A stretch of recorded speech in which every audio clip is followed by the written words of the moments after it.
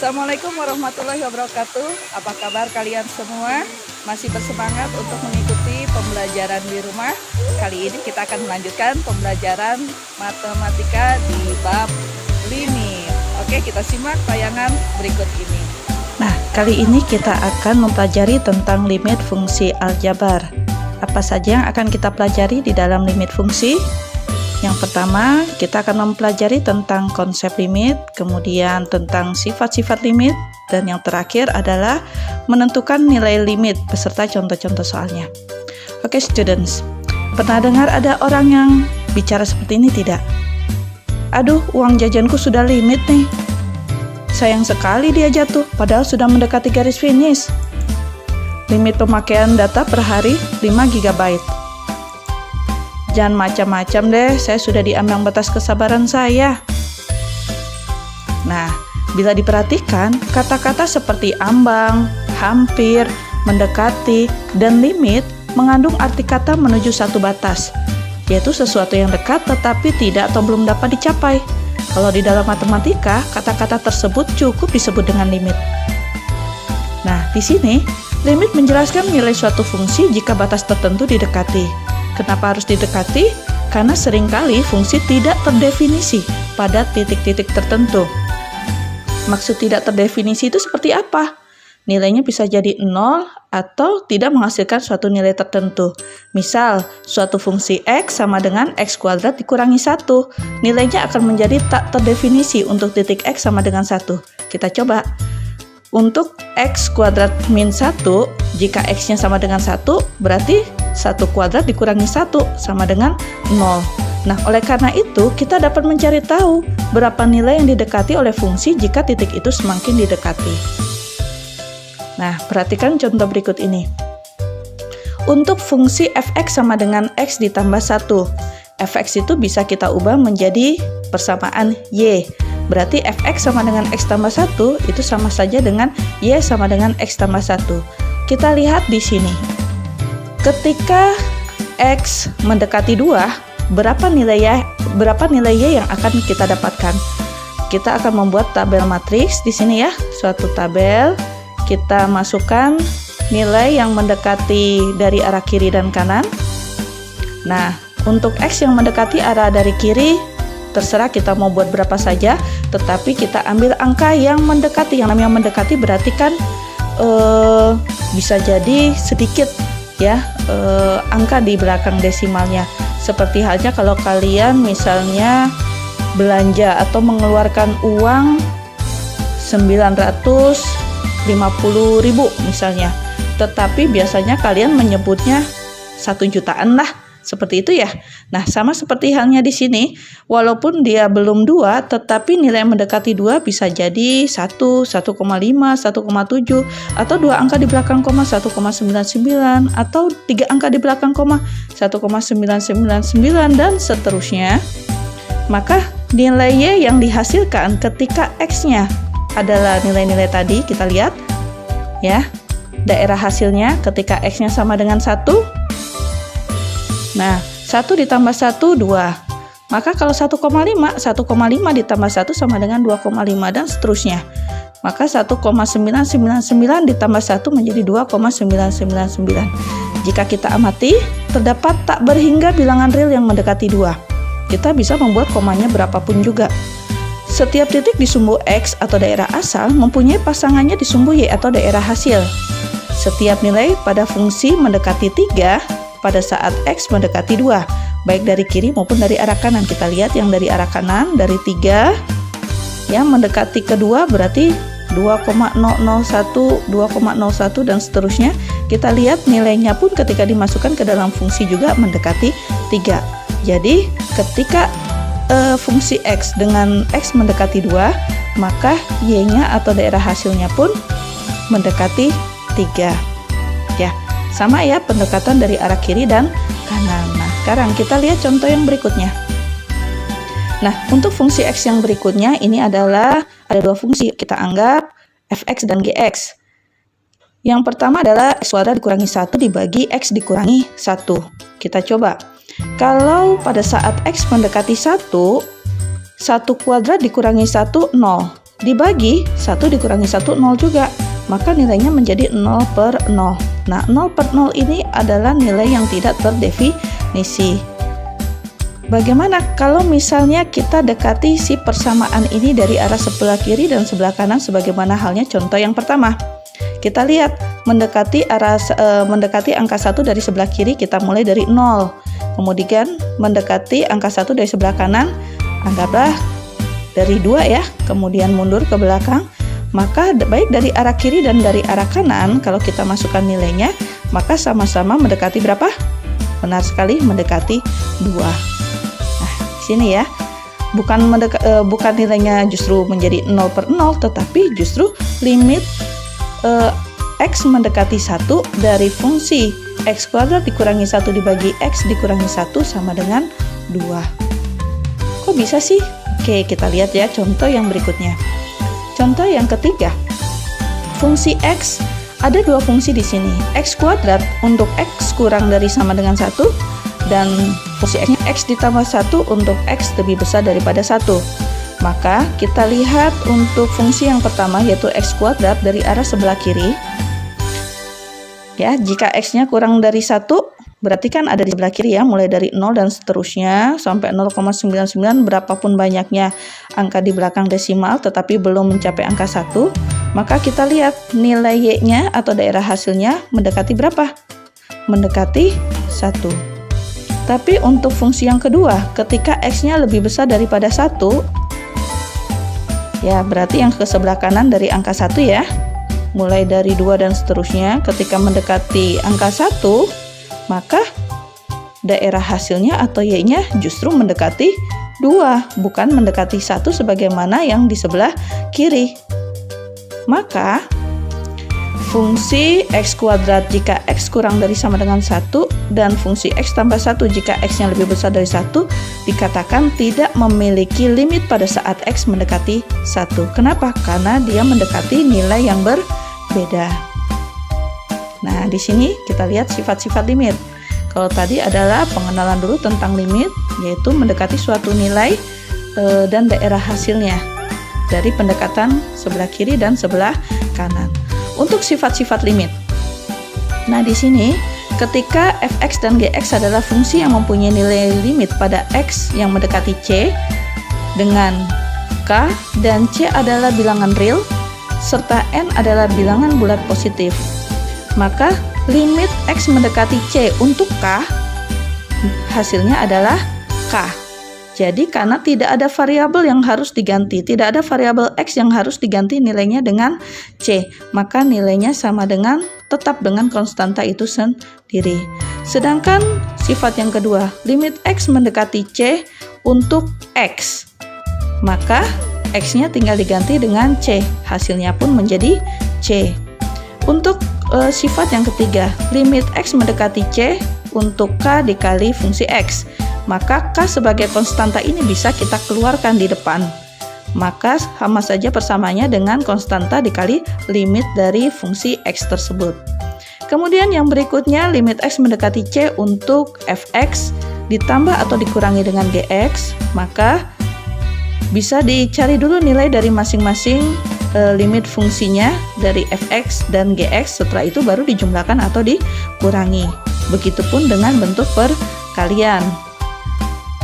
Sama juga dengan bentuk pembagian ya. Jadi limit X mendekati C untuk fx dibagi gx, maka kita bisa mencari dulu nilai limit dari masing-masing baik itu fx maupun gx. Setelah itu baru dibagi dengan syarat limit X mendekati C dari fungsi gx sebagai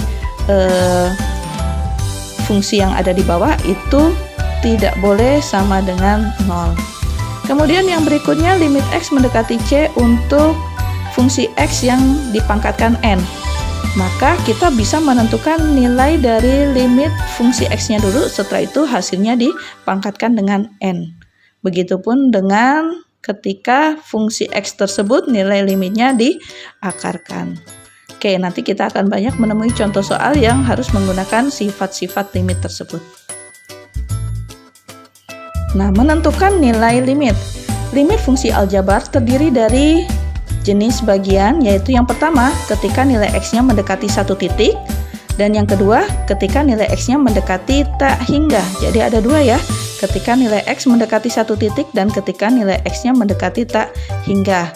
Nah, cara penyelesaian nilai X mendekati satu titik atau mendekati berhingga, nilai yang berhingga adalah dengan cara substitusi, pemfaktoran, dan dikalikan dengan sekawannya. Sedangkan untuk limit fungsi aljabar di mana X mendekati tak berhingga, penyelesaiannya yaitu dengan dibagi variabel pangkat tertinggi dan dikalikan dengan sekawan akarnya. Hasil perhitungan dari suatu limit fungsi aljabar tidak boleh 0/0 karena nilainya tidak akan terdefinisi. Oke, kita lihat bentuk yang pertama, yaitu cara menghitung nilai X yang mendekati suatu titik atau mendekati berhingga. Yang pertama menggunakan strategi substitusi. Intinya, tahapan ini adalah menyelesaikan nilai limit di suatu titik dengan cara substitusi langsung. Nah, jika dari hasil substitusi langsung tidak diperoleh nilai dengan bentuk tak tentu, seperti 0/0, tak hingga per tak hingga, 0 dikali tak hingga dikurangi tak hingga, 0 pangkat 0, derajat pangkat 0, dan tak hingga pangkat tak hingga, ya, maka nilai tersebut adalah menunjukkan nilai dari limit yang bersangkutan. Jadi selama nilainya bukan seperti ini, ketika kita substitusi langsung nilai limitnya, berarti itulah jawabannya. Kita lihat contohnya. Misal limit X mendekati 0, dari X pangkat 3 dikurangi 16X ditambah 24 dibagi X kuadrat ditambah 4X ditambah 12. Dengan cara substitusi langsung, maka semua variabel X-nya kita ganti dengan angka 0 menjadi 0 pangkat 3 dikurangi 16 dikali 0 ya, seharusnya di sini, ditambah 24 dibagi 0 kuadrat tambah 4 dikali 0 ditambah 12, maka hasilnya adalah 24/12 sama dengan 2. Nah, itu adalah hasil yang sebenarnya. Kenapa? Karena hasilnya tidak termasuk di dalam nilai yang disebutkan di sini. Oke, kita lihat yang berikutnya. Strategi menghitung nilai X mendekati satu titik, yaitu strategi faktorisasi. Apabila hasil substitusi langsung yang diperoleh adalah nilai bentuk tak tentu, maka kita harus memfaktorkannya terlebih dahulu sehingga bentuknya menjadi bukan bentuk tak tentu. Kalau bentuknya sudah menjadi bukan bentuk tak tentu alias bentuknya menjadi bentuk yang tertentu, kita bisa melanjutkan dengan menggunakan strategi substitusi langsung. Gimana ya? Sekarang kita lihat ya. Limit X mendekati 9 dari akar X dikurangi 3 dibagi X dikurangi 9. Kita lihat di sini. Dengan cara substitusi langsung, ketika X diganti atau disubstitusi dengan 9, maka kita akan mendapatkan hasil 0/0. Kalau hasilnya 0/0, maka cara ini tidak bisa kita gunakan. Oleh karena itu harus kita faktorkan terlebih dahulu. Kalau dalam hal ini kita ubah bentuk akarnya sehingga menjadi bentuk yang rasional di sini ya. Akar X dikurangi 3 dibagi X dikurangi 9 dikalikan dengan akar sekawannya, akar X ditambah 3 dibagi akar X tambah 3. Kenapa harus sama? Akar X tambah 3 dibagi akar X ditambah 3, karena jika pembilang dan penyebut sama maka nilainya sama dengan 1.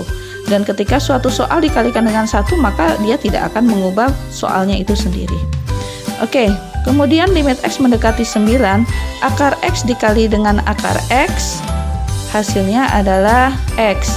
Kemudian kalau kita buat dengan perkalian kuadrat ya, maka di sini dihasilkan nilainya X dikurangi 9. Yang di bawah X dikurangi 9 dikali akar X tambah 3. Nah, sekarang mudah kelihatan ya. X dikurangi 9 bisa kita buang dengan nilai yang sama yang ada di bawahnya, maka hasilnya adalah tinggal 1 per akar X ditambah 3. Kalau sudah bentuknya seperti ini, kita bisa langsung mensubstitusi X sama dengan 9 ke dalam persamaan, maka didapatkan hasilnya adalah 1/6. Strategi yang ketiga dalam menghitung nilai X yang mendekati suatu titik adalah mengalihkan dengan bentuk sekawannya. Strategi mengalihkan dengan bentuk sekawan dilakukan pada limit yang berbentuk irasional. Hal ini dilakukan jika sebelumnya kita menggunakan strategi substitusi langsung dan strategi faktorisasi, hasil keduanya tetap menunjukkan bentuk tak tentu. Setelah perkalian disederhanakan, kita bisa menggunakan strategi substitusi langsung lagi, sehingga bisa diperoleh hasilnya. Oke, kita lihat. Limit X mendekati 3 dari X dikurangi 3 dibagi akar X tambah 4 dikurangi akar 2X ditambah 1. Maka di sini kita kalikan, bentuknya irasional karena ada tanda akar di bagian bawah. Kemudian kita kalikan dengan akar sekawan. Akar sekawan itu bagaimana? Kalau di sini bentuk persamaannya menggunakan bentuk pengurangan, maka harus dikalikan dengan bentuk yang penjumlahan. Oke ya, kemudian kita kalikan X dikurangi 3 dikali akar X tambah 4 dikali akar 2X ditambah 1 dibagi. Nah, karena kalau yang bentuk yang di bawah itu sama, maka hilang ya, akar X ditambah 4 dikali akar X ditambah 4 menjadi X ditambah 4. Min dikali plus, hasilnya min. Ini cara cepatnya ya. Akar 2X ditambah 1 dikali akar 2X ditambah 1, maka hilang tanda akarnya. Maka X dikurangi 2X hasilnya adalah negatif X. 4 dikurangi 1 adalah plus 3. Nah, bagaimana caranya untuk disederhanakan? Karena X-nya negatif, maka kita bisa keluarkan negatifnya sehingga negatif X ditambah 3 dikeluarkan negatifnya menjadi negatif X dikurangi 3. Nah, di sini sudah ada bentuk yang sama dengan yang di bagian atas. Bisa kita coret. Hasilnya adalah negatif akar X tambah 4 ditambah akar 2X ditambah 1. Setelah itu tinggal kita substitusi langsung dengan X sama dengan 3. Hasilnya adalah min 2 akar 7. Ya, akar 3 ditambah 4 adalah akar 7. Ditambah 2 dikali 3, 6 ditambah 1, 7. Sama juga akar 7. Akar 7 ditambah akar 7 adalah 2 kali akar 7. Oke. Nah, sekarang kita masuk ke bentuk yang kedua, yaitu menghitung nilai X yang tak berhingga. Yang pertama adalah dengan cara strategi substitusi langsung atau membagi dengan pangkat tertinggi. Bentuknya limit fungsi aljabar yang mendekati tak hingga biasanya berbentuk fx dibagi gx atau fx dikurangi gx, yang kalau kita substitusi langsung biasanya hasilnya menjadi tak hingga per tak hingga atau tak hingga dikurangi tak hingga. Oke, kita lihat di sini ya. Limit X mendekati tak hingga dari 2X kuadrat tambah 6X tambah 1 dibagi X kuadrat dikurangi 2X ditambah 3. Berapa pangkat tertinggi yang ada di dalam persamaan ini? Betul sekali, yaitu X pangkat 2 atau X kuadrat. Maka semua komponen nilai yang ada di dalam persamaan ini kita bagi dengan pangkat yang tertinggi, yaitu X kuadrat. Hasilnya adalah limit X mendekati tak hingga dari 2X kuadrat dibagi X kuadrat tambah 6X dibagi X kuadrat tambah 1 dibagi X kuadrat dan seterusnya. Hasilnya 2X kuadrat dibagi X kuadrat, maka habis X kuadratnya. 6X dibagi X kuadrat menjadi 6 per X karena masih ada sisa yang di bawahnya. Sedangkan 1 per X kuadrat tetap menjadi 1 per X kuadrat. Begitupun dengan persamaan yang ada di bawah. Kemudian kita substitusi X dengan tak hingga, maka nilai yang dibagi dengan tak hingga hasilnya adalah menjadi 0. Maka 2 ditambah 0 tambah 0 dibagi 1 dikurangi 0 tambah 0 sama dengan 2 per 1, atau dengan kata lain sama dengan 2. Oke, kemudian bentuk yang kedua yaitu strategi mengalihkan dengan bentuk sekawan. Ya, kita lihat di sini limit X mendekati tak hingga dari akar X tambah 7 dikurangi akar 3X dibagi dengan 2. Oke. Bentuk per 2 di sini bisa kita keluarkan bentuknya, sehingga per 2 di sini sama dengan 1 per 2 kita keluarkan di depan, maka menggunakan salah satu dari sifat limit yang tadi kita bahas menjadi setengah dikali limit X mendekati tak hingga dari akar X tambah 7 dikurangi akar 3 dikurangi akar 3X dikalikan dengan akar X tambah 7 dikalikan dengan akar sekawannya. ya. Tetapi nggak bisa cuman langsung dikalikan, tetapi bentuknya harus bentuknya pecahan supaya tadi nilainya 1 dan tidak mengubah soal. Hasilnya adalah akar X tambah 7 dikurangi akar 3X dikali dengan akar sekawannya menjadi, yang bentuk akarnya menjadi hilang tanda akarnya. Dan akar 3X dikali dengan akar 3X juga hilang tanda akarnya. Min dikali plus sama dengan min. Sedangkan yang di bawah jadi tetap ya nilainya karena dianggap dikali dengan 1. Maka hasilnya adalah X dikurangi 3X berarti negatif 2X. Berarti untuk persamaan yang di bagian atas nilainya menjadi 7 dikurangi 2X. Sedangkan yang di bawah tetap. Kalau sudah seperti ini tinggal kita masukkan pembagian dengan pangkat tertinggi. Ya, pembagian dengan pangkat tertinggi. Pangkat tertingginya berapa? Pangkat tertingginya adalah pangkat 1. Oh iya benar yang di bawah juga pangkat 1. Tapi harus hati-hati. Di sini X-nya walaupun pangkat 1 dia di dalam bentuk tanda akar. Sedangkan kalau yang di atas dia pangkat 1 tapi tidak di dalam tanda akar. Maka ketika X ini dibagi dengan X dengan pangkat tertinggi, maka si X tadi ketika dimasukkan ke dalam bentuk tanda akar dia menjadi X pangkat 2. Karena kalau X pangkat 2 diakarkan dia kalau keluar menjadi X pangkat 1. Oke ya, bisa difahami? Oke. Kita lanjutkan, semuanya dibagi dengan pangkat tertinggi yang di dalam tanda akar berarti X pangkat 1-nya menjadi X pangkat 2. Hasilnya seperti ini. Kita substitusi X dengan tak hingga. Didapatkan hasilnya yang dibagi dengan tak hingga menjadi 0. Maka setengah dikali 0 dikali min 2 per 0. Ya. Maka 1 dikali min 2, 2 dikali 0, 0. Maka apapun yang per 0 nilainya adalah menjadi tak hingga. Nah, di sini ada tips mudah mengerjakan soal limit. Kalau kalian mengerjakan soal atau bentuk pilihan ganda, kalian bisa menggunakan patokan sebagaimana yang ada di layar. Untuk limit fungsi berbentuk limit X mendekati tak hingga, kalau pangkat tertingginya sama dengan pangkat tertinggi yang di atas sama dengan pangkat tertinggi yang ada di bawah, ya. Pangkat tertinggi yang ada di atas sama dengan pangkat tertinggi yang ada di persamaan yang di bawah, maka nilainya hasilnya adalah koefisien dari pangkat tertinggi atas dibagi dengan koefisien pangkat tertinggi yang ada di bawah. Misalnya 3x kuadrat ditambah 3 dibagi 2x kuadrat dikurangi 1. Yang pangkat tertingginya adalah x kuadrat, yang di atas koefisiennya 3, yang di bawah koefisiennya 2. Maka hasilnya adalah 3/2. Kemudian yang berikutnya, jika pangkat tertinggi yang ada di atas, ya, yang ada di atas itu lebih besar dari pangkat tertinggi yang ada di bawah. Atau dengan kata lain, pangkat tertinggi itu adanya di atas, maka hasil akhirnya pasti tak hingga.